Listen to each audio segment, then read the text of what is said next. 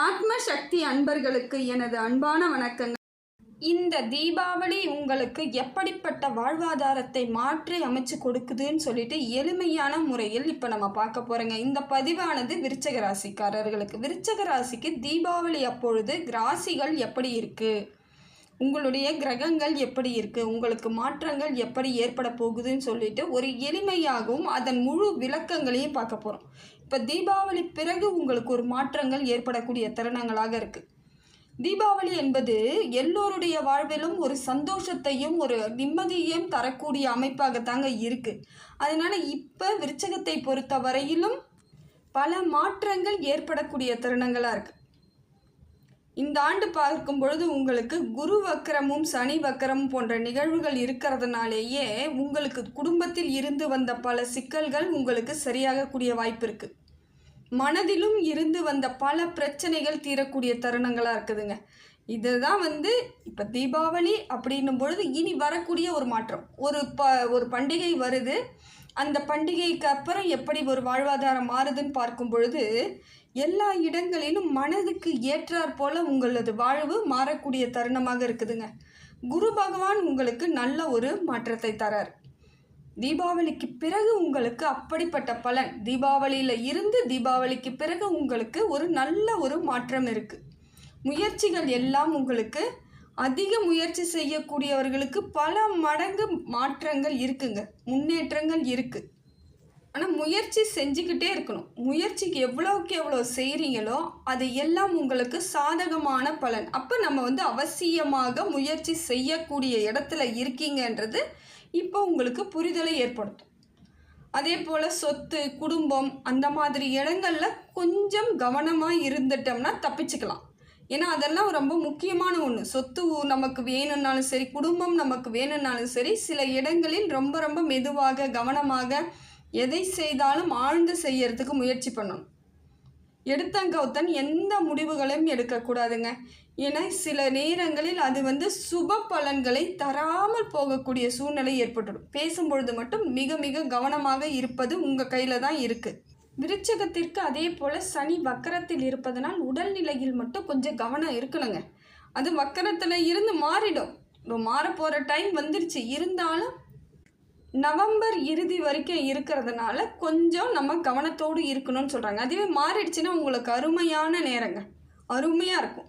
முதுகு, தலை, இடுப்பு அந்த மாதிரியான இடங்களை மட்டும் கொஞ்சம் பாதுகாக்கணும். டக்குன்னு தலையில் இடிச்சுக்கிறது, தலையில் அடிப்படுறது, முதுகு தண்டுவடத்தில் ஏதாவது பிரச்சனை, அதெல்லாம் உடனடியாக பார்க்கணுங்க.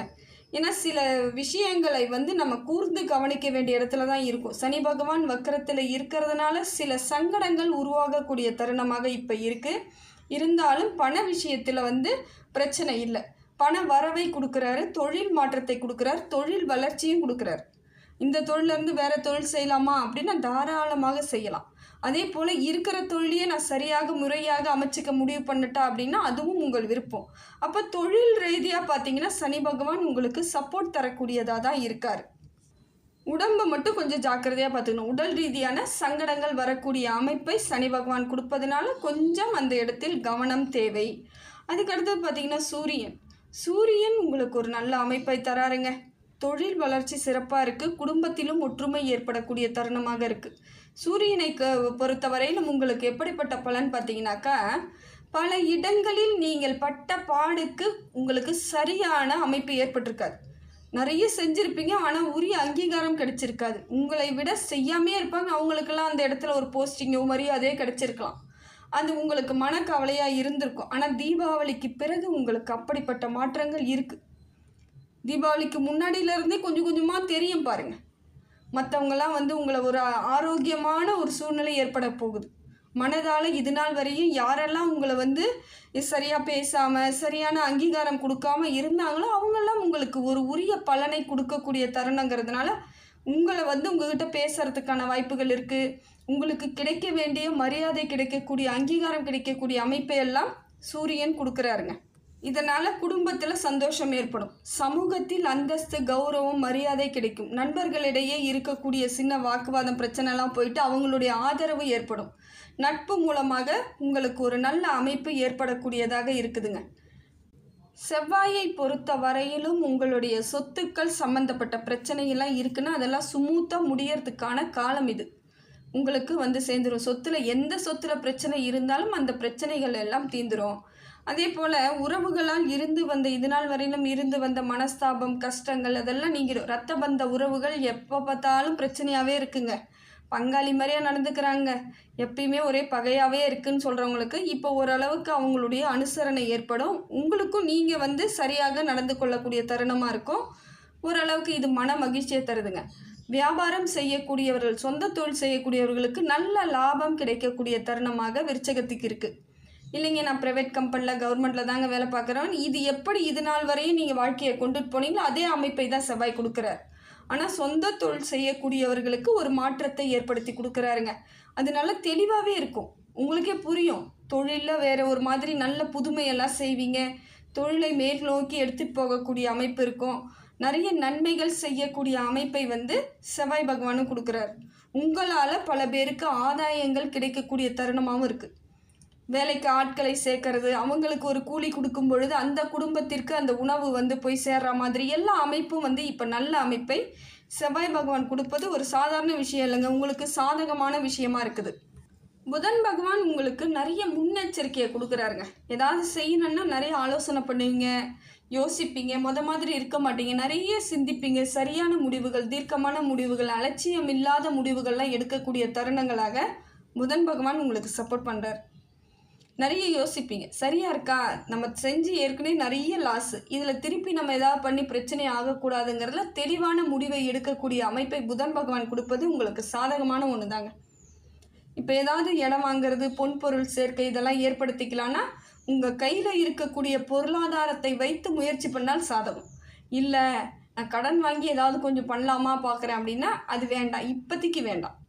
ஏன்னா இப்போ சனி பகவான் வக்கர பயிற்சியில் இருக்கார். அவர் வந்து முழுசாக திருப்பி ரிட்டர்ன் வர வரைக்கும் நீங்கள் எந்த வித முயற்சியும் பண்ணாதீங்க. உங்கள் கையில் இருக்க பொருளை வச்சு மட்டும் பண்ணுறதா இருந்தால் பண்ணுங்கள், இல்லை அதுக்கும் நீங்கள் வெயிட் பண்ணி இன்னும் ஒரு மாதம் தானே, எல்லாம் சரியாக போயிடும். அது வரைக்கும் வெயிட் பண்ணி ஆகணும். எடுத்த கௌத்தனை எந்த முடிவுகளையும் எடுக்காமல் இருப்பது சிறப்பு. ராகுவும் கேதுவும் நல்ல பலன்களை கொடுக்குறாங்க, உங்களுக்கு சுப பலன்களை கொடுக்குறாங்க. நிறைய மாற்றம் இருக்குது. குடும்பம் சம்மந்தப்பட்ட விஷயங்களில் ஒரு மகிழ்ச்சி ஏற்படும்.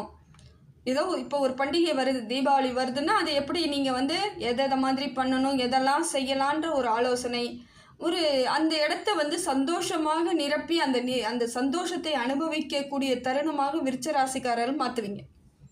கையில் பணமே இல்லைங்க, எப்படிங்க தீபாவளி கொண்டாடுறதுனே தெரியலங்க, தன்னால் நடக்கும். இறைவன் இருக்கிறாரு நம்புங்க, அதுவாக இயற்கையாகவே நடக்கும். வழிகாட்டுதல் இருக்கும். நீங்கள் நினைங்க மனசார நான் வந்து ஓரளவுக்கு எனக்கு நிம்மதியாக நான் தீபாவளியை வந்து செலிப்ரேட் பண்ணணும்னு நீங்கள் நினச்சிங்கன்னா அதுக்கான வழிவகையை இறைவன் செய்வார். இதுதாங்க வாழ்க்கையின் தத்துவமே. சிலர் புரியல, அதை பண்ணுவேன் இதை பண்ணுவேன்னு என்னென்னோ சொல்கிறாங்க.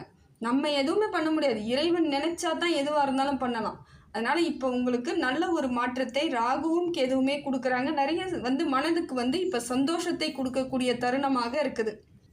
ஒன்றுத்தில் மட்டும் கவனம் வேணுங்க, பழைய பிரச்சனைகளை திருப்பி யோசிக்காதீங்க. பழைய பிரச்சனைகள் வருதுன்னா அதுக்கு நீங்கள் இதெல்லாம் முடிஞ்சு போன கதையை ஏன் பேசுகிறீங்கன்ற மாதிரி நீங்கள் அதை விட்டு விலகி வர்றதுக்கு முயற்சி பண்ணுங்கள். அவங்க பழைய ஏற்கனவே இருக்கக்கூடிய சில பிரச்சனைகள் தூண்டிவிடக்கூடிய தருணமாக கேது பகவான் இருக்கார். பகைமை கொஞ்சம் உருவாவதற்கான வாய்ப்புகள் இருக்குது. புதுசாக பார்த்தீங்கன்னா நிறைய சவால்களாக இருக்கும். அதெல்லாம் இதை எப்படி சரி பண்ணணும், இதை எப்படி எடுத்துகிட்டு போகணும், இவங்க இப்படி பேசுகிறாங்கன்ற மாதிரி உங்களுக்கு புதிய சவால்களை சமாளிக்கக்கூடிய தருணமாகவும் இருக்குது. பிரச்சனை இல்லை, ஆனால் அதை நீங்கள் பிரச்சனையாக்கிக்காமல் இருந்துட்டால் ரொம்ப நல்லதுங்க. சில விஷயங்களை கண்டு காணாமல் விட்டுடுங்க. சண்டைக்கு வரவங்கிட்டலாம் நம்ம திருப்பி சண்டை போட்டுட்டு இருந்தால் நம்ம நிம்மதி போயிடுன்ற எண்ணம் இருந்தால் விருச்சகத்தை பொறுத்த வரையிலும் இந்த காலமும் சுபகாலம்தான். வீம்புக்கு அவங்க வராங்க நீங்களும் சண்டை போட்டிங்கன்னா அந்த இடத்தில் உங்களுக்கு நிம்மதி நிச்சயமாக கெட்டுரும். ஏன்னா ஏற்கனவே நீங்கள் ரொம்ப கோவப்படுற ஆள் தான், டக்குன்னு சின்ன விஷயத்துக்கு கூட கோவப்படுவீங்க.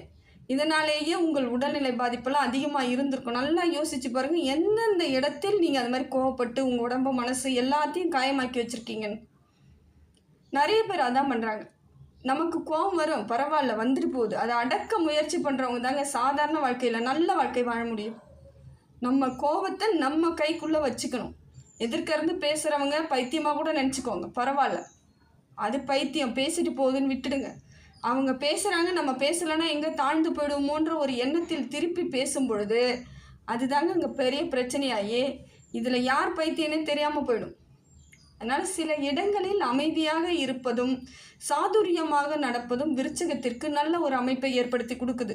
கேது இப்படி இருக்கிறதுனால சின்ன சின்ன பிரச்சனைகள் வர வாய்ப்புகள் அதிகமாக இருக்குது. அது உறவாக இருக்கலாம், நட்பாக இருக்கலாம், ஏதோ ஒரு விதத்தில் உங்களுக்கு அப்படிப்பட்ட ஒரு அமைப்பு இருக்கிறதுனால கொஞ்சம் கவனத்தோடு இருப்பது சிறப்புங்க. பெருமாள் வழிபாடு பண்ணுங்க, பெரிய பிரச்சனைகள் ஏற்படாது. அதே போல் நவகிரகங்களில் இருக்கக்கூடிய சனி பகவானை வழிபாடு பண்ணுங்க. ஏன்னா வக்ர பயிற்சியில் இருக்கிற வரைக்கும் கொஞ்சம் உங்களுக்கு சவால்களாக இந்த காலம் இருக்கிறதுனால அதை கொஞ்சம் பார்த்துக்கணும். அதே போல் சிவாலயங்களுக்கு செல்லும் பொழுது மனக்குறையே தீர்ந்துருங்க. பல மனக்குறைகள் இல்லை ஏதாவது நமக்கு வேணும் கிடைக்காம இருக்குது அப்படின்னு நீங்கள் நினச்சிட்டு இருக்கீங்கன்னா சிவன் வழிபாடு உங்களுக்கு நல்ல ஒரு மாற்றத்தை ஏற்படுத்தும். புதிய முயற்சிகள் எல்லாம் பலன் தரக்கூடியதாக இருக்கும். உங்களை முயற்சி எடுக்க தூண்டக்கூடிய அமைப்பாக இறைவன் உங்களுக்கு செயல்படுத்துவார். அதனால் எல்லா விதத்திலும் மாற்றங்கள் இருக்குது. கொஞ்சம் உடல் நலத்தில் மட்டும் கவனம் வேணுங்க. அதே போல் எந்த ஒரு பணிகள் எடுத்து செய்தாலும் உடனடியாக முடியுமானா முடியாது. கொஞ்சம் இழுபறி காலமாக இருக்கும். கொஞ்சம் பொறுமை காத்துக்கிறது நல்லது. ஆனால் முடிய ஆரம்பிச்சதுன்னா கடகடன்னு முடிஞ்சிடும். ஆரம்பிக்கும் பொழுது அந்த மாதிரியான பிரச்சனைகள் இருக்க தான் செய்யுது, சரியாக போயிடும். நீங்கள் அவசரப்பட்டீங்கன்னா அது நஷ்டமாக மாறக்கூடிய அமைப்பு ஏற்படும். பொறுமையாக இருங்க. எல்லா விதத்திலும் உங்களுக்கு லாபம் உண்டாகக்கூடிய தருணம் தாங்க இது. அதே போல் விருச்சக ராசிக்கு தீபாவளி நேரத்தில் பார்த்தீங்கன்னாக்கா சுக்கிரன் நல்ல மாற்றத்தை ஏற்படுத்தி கொடுக்குறாரு. அவர் தாங்க முக்கியமான ஒரு வாழ்வாதாரத்தை மாற்றி அமைக்கக்கூடியவராக இருக்கார். இந்த வருடம் உங்களுக்கு மாற்றத்தை பல மடங்கு ஏற்படுத்துகிறவர் சுக்கிரன் தான். நல்ல ஒரு சாதகமான பலனை தரார். பண வரவு, வசதி, பேர், புகழ் எல்லா விதத்திலும் நண்பர்கள், உறவுகள், ஏதோ ஒரு சூழ்நிலை உங்களுக்கு ஒரு அமைதியையும் சந்தோஷத்தையும் ஏற்படுத்துது. திருமண வாழ்க்கை உண்டாகுது. தீபாவளிக்கு பிறகு பாருங்கள், வரன் தேடிட்டு இருக்கிறவங்களுக்கு எளிமையாக வரன் கிடைக்கக்கூடிய அம்சம் இருக்குது. நல்ல வாய்ப்புகள் தேடி வரக்கூடிய தருணத்தை கொடுக்குறாரு. மன மகிழ்ச்சி ஏற்படுத்துகிறார். புதிய தொடக்கங்கள் எல்லாம் உங்களுக்கு நல்ல ஒரு மாற்றத்தை ஏற்படுத்தி கொடுக்கக்கூடிய தருணமாக இருக்குதுங்க.